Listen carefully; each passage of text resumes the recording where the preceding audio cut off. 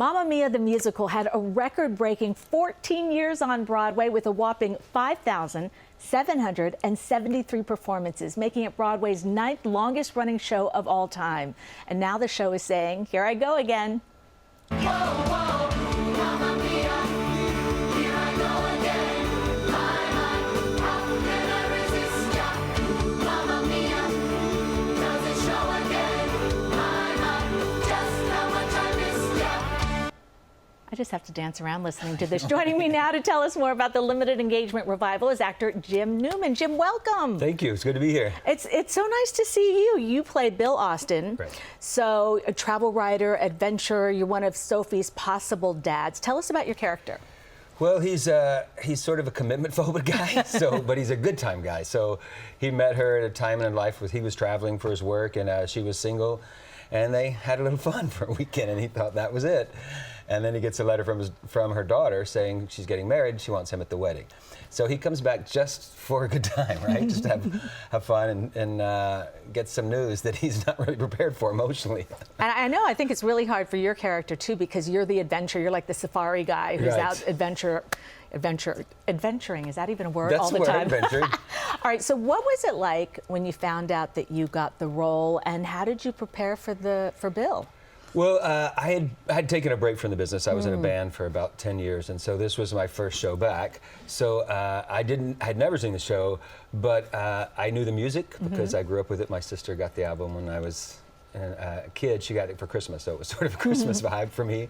And prepare for the role. The way I always do that is, we all think we're Meryl Streep and we can just completely, but really what happens is we sort of get cast as how we are in roles. So what I do is I read the script and I find the parts that I connect with, right? Adventure, I'm an actor, so I'm always traveling. Adventure, I'm not commitment phobic, but I've had a lot of relationships, so there's something going on there.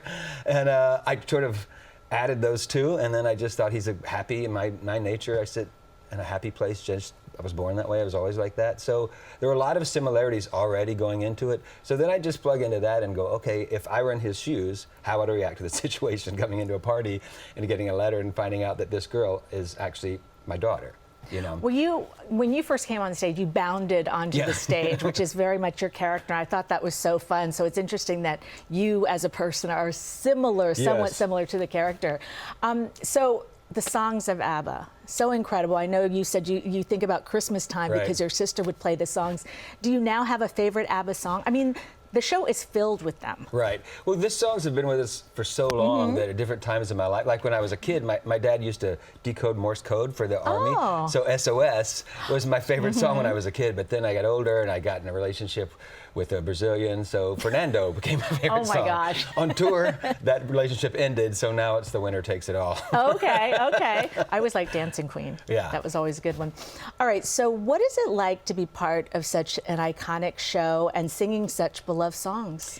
I think we all feel this. There's a lot of turmoil in the world right now, and I think everybody is looking for just a brain cleanse. And our show is really just this adrenaline shot of joy, right? And you can feel it in the audience. And then so when you're on stage and you just see all those people smiling and dancing and standing up, you can't take that for granted. You're like, okay, this is a service. This is happy theater. It's not super deep. It's just a really good time, and then you see how much we really are craving that right now, and you can feel it. No, that is so true. I saw it, loved it, and you received a standing ovation the night I went, and everyone in the theater was singing and dancing.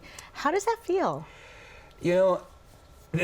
It's interesting because I have never been a part of a show where it's like that.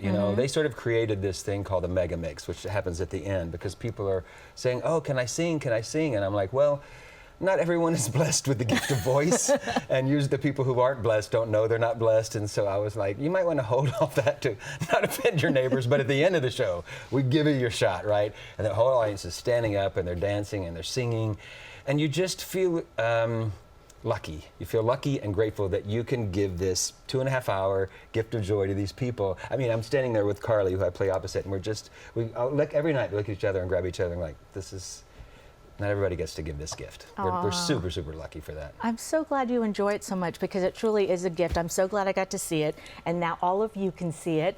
Thank you so much for joining us. Thank you. Really appreciate it. And you can see the show right now at the Winter Garden Theater.